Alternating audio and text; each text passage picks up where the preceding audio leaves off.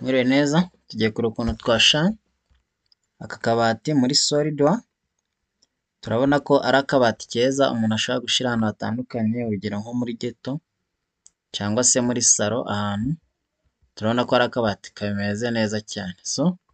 Tugiye kureba ukuntu twakadizayininga muri Solidwork. Solidwork tuza tugafata Solidwork, yamara gufunguka tukaza file new, dufate part OK. Niturangiza tuze kuri hano turi command, dufate urugero front plane sketch, tuze hano muri sketch command dufate urugero corner rectangle, tuze tuyishushanye hano corner rectangle, right click select, tuze tuyihe dimension hano tugahereze nka santimetero 300, enter OK. Niturangiza tuze santimetero 450, enter OK. Tuze dufate select, tuze hano dufate offset y'iyi line, offsetinge kuri 4 mm OK. Tuze turebe neza, twongere dufate line, tuze dushushanye line hano, select, twongere dufate line tuyishushanye hano OK, select, dufate smart dimension kuva aha kugera ku iyi line, dushireho milimetero 150, enter OK. Twongere dufate hano kugera aha naho dushireho milimetero 150,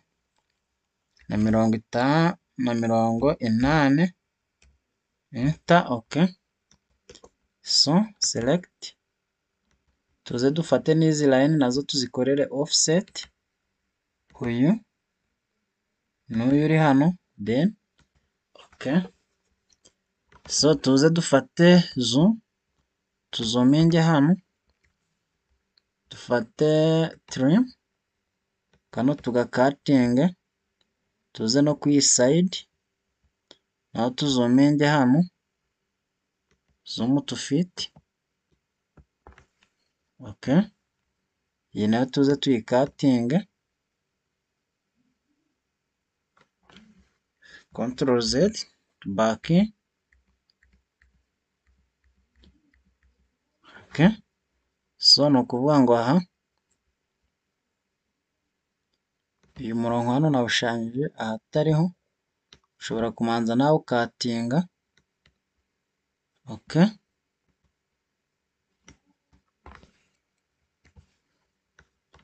Cut, zoom to fit, nongere nzuminge hano,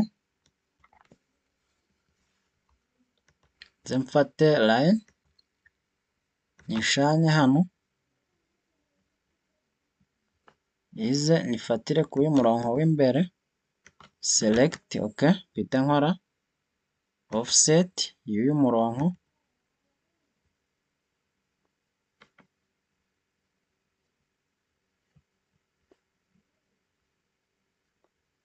OK. Nze nkansoringa offset, nongere ndebere muri zoom to fit, mfate end line, nze nyishushanye kuri point OK. Select, nindangiza nze na hano ndebe, select, mfate uyu murongo nawo ngukatinge OK. Select, zoom to fit, nongere mfate line, nze nyikirike hano, select, back, mfate line,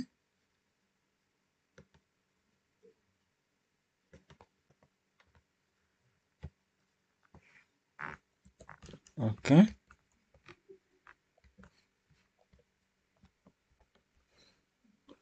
line,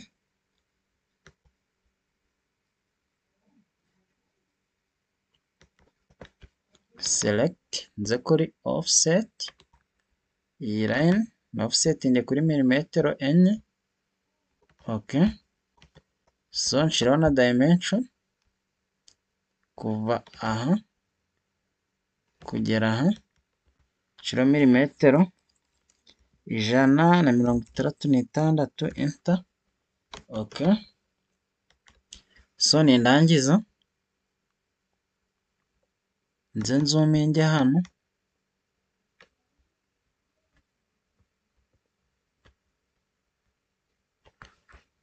exist, okay, so then nzuminge hano, okay, nta kibazo, harakatinze, ahubwo ndazuminga aha,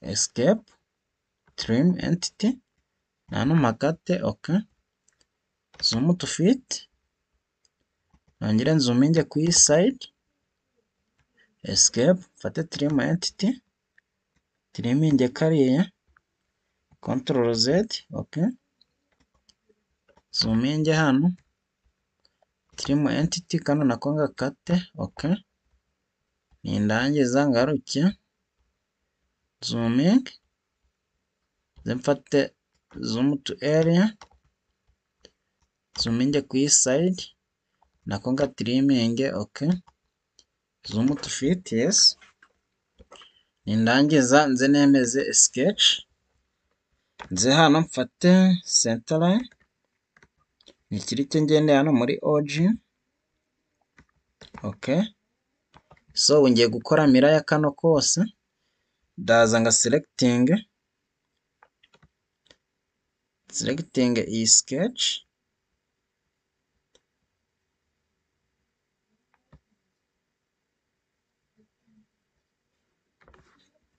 control z,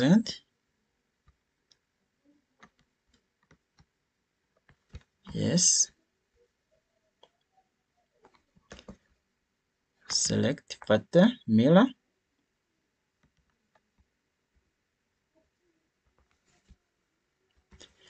escape, fate center line, tuve muri origin, select, then mfate mirror, entities to mirror, ni izi parties zose,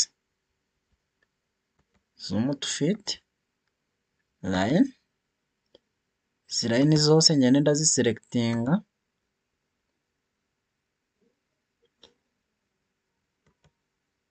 okay,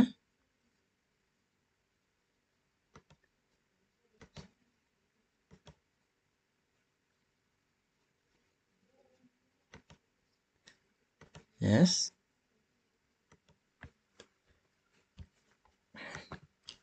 then mfate mirror,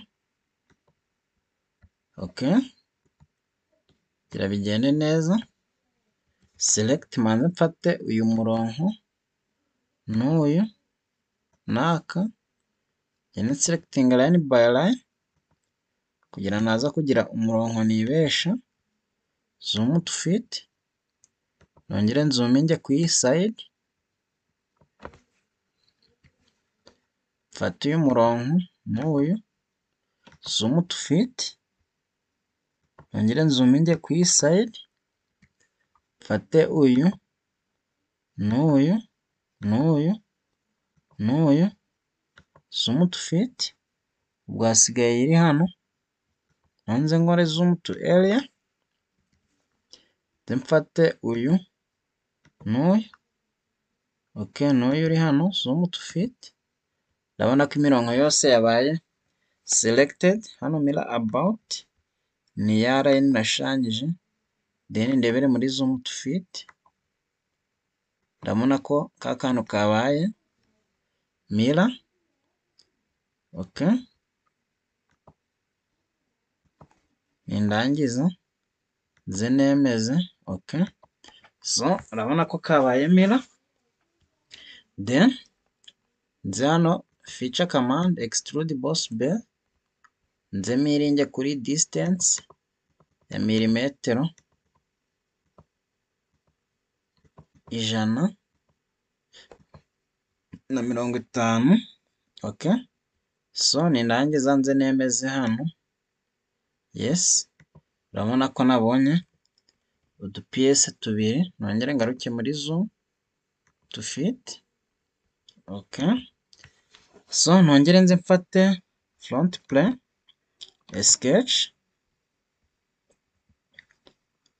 Okay, nongere mfate corner rectangle nze nyishanye hano,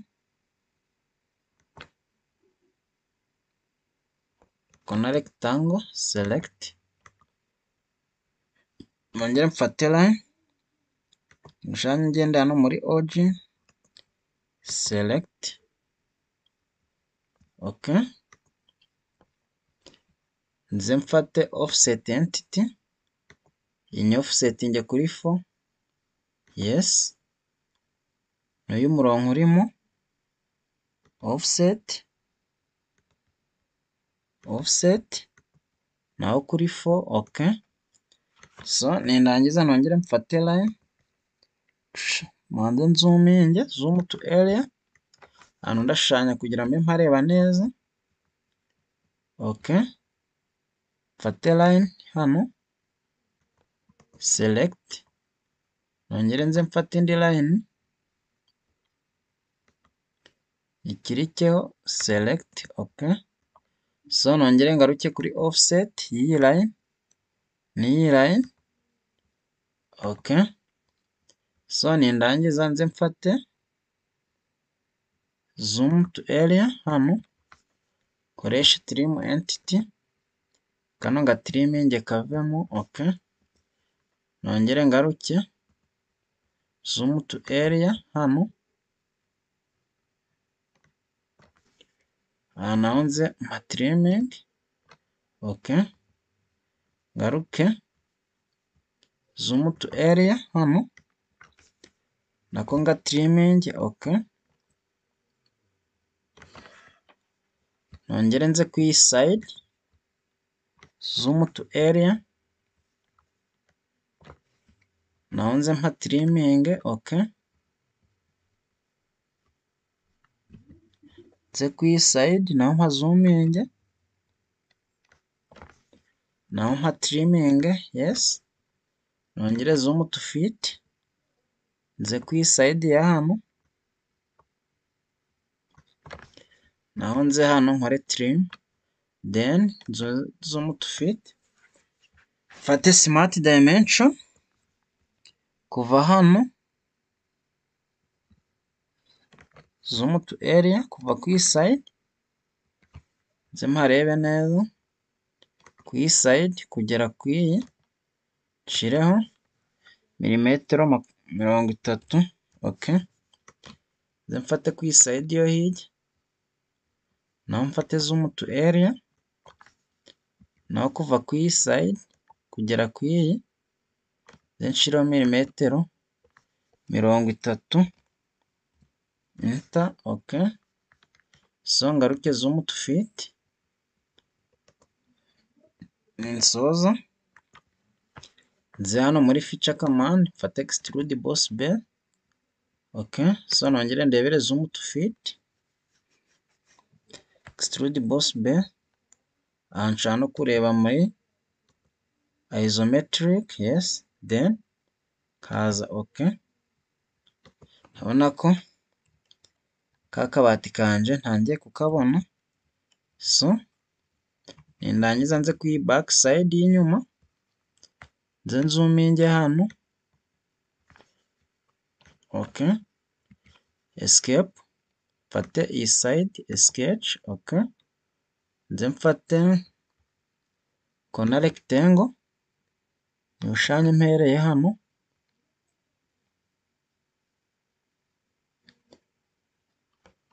right click select, then nongere mfate line nyushushanye ngendeye no, Ctrl Z, nongere mfate corner rectangle, nze nyishushanye ngendeye hano. Okay, right click select, nindangiza nze nyirebere muri isometric. Okay, nindangiza nze mfate feature command extrude boss base, nongere ndebere muri isometric. So noneho kano ndazana extruding kuri milimetero 6. Okay, so nindangiza nze nemeze yes. Okay, yes, nindangiza mfate ino boss base extrude base, click right click, mfate hano kuri color. Okay, nze mfate appearance kirikeho. Yes, appearance nge mfate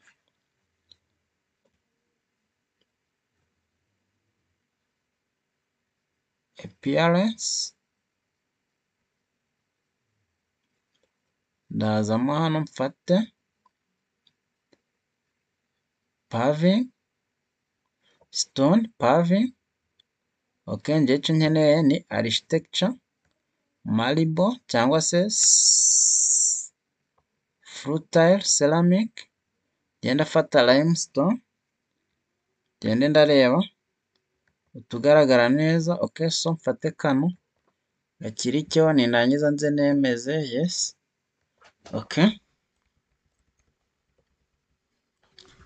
nshaka no kuza hano nkareba kandi bitewe n'ako nkeneye graphite. Okay,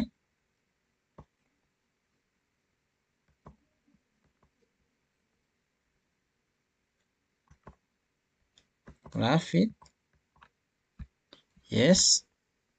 Okay, so nongere nze mfate extrude boss base, extrude boss base 1 na 2, then appearance, nzemo hano mfate wood. Yes, gende ndareba wood.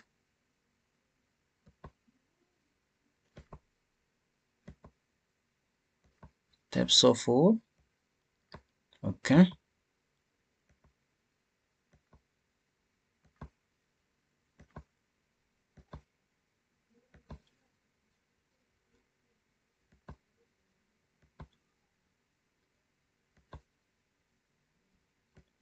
yes. Okay,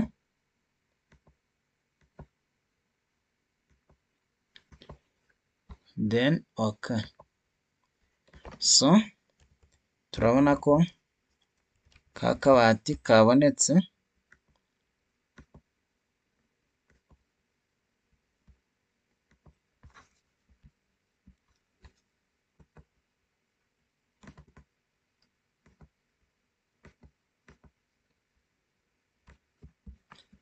Okay, turabona ko ka kabati twakabonye.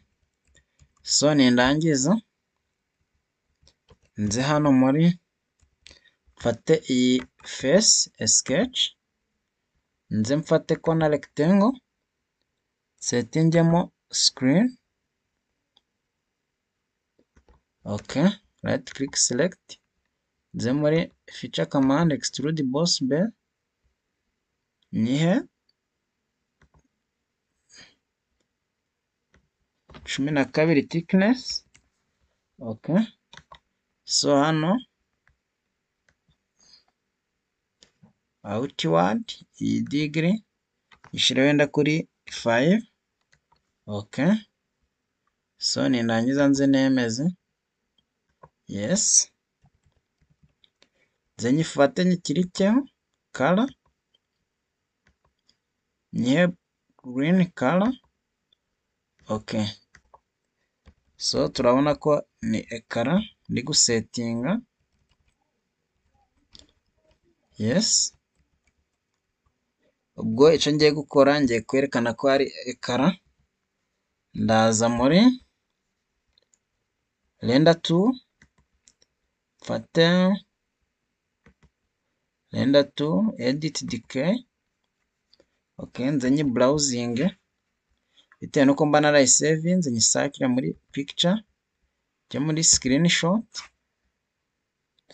nindangiza muri screenshot ndebe ahantu hari ntuza iriho ibijyanye n'umupira. Okay, so ndaza mfate iyi nyikirikeho, yes, nindangiza nyizanemo hano muri ekara nyajasitinge kugira ikwiremo neza. Okay, nindangiza nze nemeze yes. Turabona ko ka gafanica kacu k'akabati turi kukabona neza muri SolidWork. Ubwo murakoze cyane, nkaba nabakangurira gukora comment na share na subscribe ku iyi channel kugira tujye tubona utudesign dutandukanye tw'amafanica. Murakoze cyane, na session ikurikira.